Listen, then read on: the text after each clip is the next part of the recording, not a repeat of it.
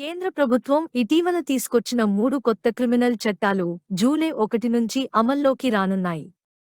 Indian penal code, criminal procedure code, evidence act స్థానంలో కేంద్రం ఇటీవల 3 కొత్త క్రిమినల్ చట్టాలను తీసుకొచ్చింది. సిఆర్పిసిలో చూసుకున్నప్పుడు మనం ప్రత్యేకించి ఇప్పటికే సుప్రీంకోర్టు అనేకమైనటువంటి తీర్పులు చెప్పి జడ్జిమేడ్ లా అంటాం, వాటిని చట్టం ఆథరైజేషన్గా వాటిని గుర్తించడం జరిగింది. ప్రత్యేకించి విక్టిమ్స్ రైట్స్ గురించి ఒక గుర్తింపు, అదేవిధంగా పెరిగినటువంటి టెక్నాలజీని ఉపయోగించుకొని ఆన్లైన్ అంటే ఎలక్ట్రానిక్ ఎవిడెన్స్ అనేది ఎలక్ట్రానిక్గా ఎవిడెన్స్ రికార్డ్ చేయడానికి అవసరమైనటువంటి పరిస్థితి, అంటే సాక్షులు ప్రత్యక్షంగా న్యాయస్థానానికి హాజరు కాకుండానే దూరంలో ఉండి కూడా ఆన్లైన్గా ఎగ్జామినేషన్ చేయటం అనేటువంటిది ఒకటి.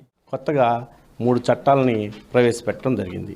దాంట్లో మొదటిగా భారత నాగరిక సురక్షా సంహిత ఒకటి, భారత న్యాయ సంహిత అంటే ఇండియన్ పీనల్ కోడ్ని రీపేల్ చేస్తూ, అలాగే భారత సాక్ష్యాధ్యయనం, ఈ 3 అంటే సాక్ష్యాధారాల చట్టాల మీద ఈ చట్టం ఎలా సాక్ష్యాలు అడ్మిట్ చేయాలని.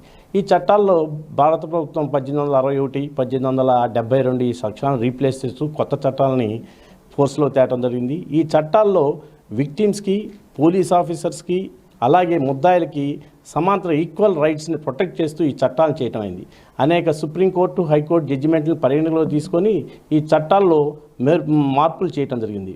ఇదే విదేశీ సాంప్రదాయానికి బాగా బానిసలైపోవటం వలన వీటి ద్వారా వాళ్ళు ప్రచారం చేసే విషయాలు చాలా తీవ్రత కలగజేస్తున్నాయి. కాబట్టి ఈ న్యూ ఐపీసీలో ఇది సమగ్రంగా సెలక్షన్ అనేటువంటి సెక్షన్ తీసేసి దీన్ని మార్చడం జరిగింది. దీన్ని ఇంట్రడ్యూస్ చేయటం ద్వారా ఆ శిక్షలు పెంపొందించడం, ఆ విధానాలను మార్చడం ద్వారా దీన్ని చాలా కఠినతరంగా చేయటం, అంటే ఇట్లాంటి సంస్కృతి భావితరాలకు చేరకుండా ఇక్కడే కట్టడి చేయటం ద్వారా ఎంతో ముందుకెళ్తుంది.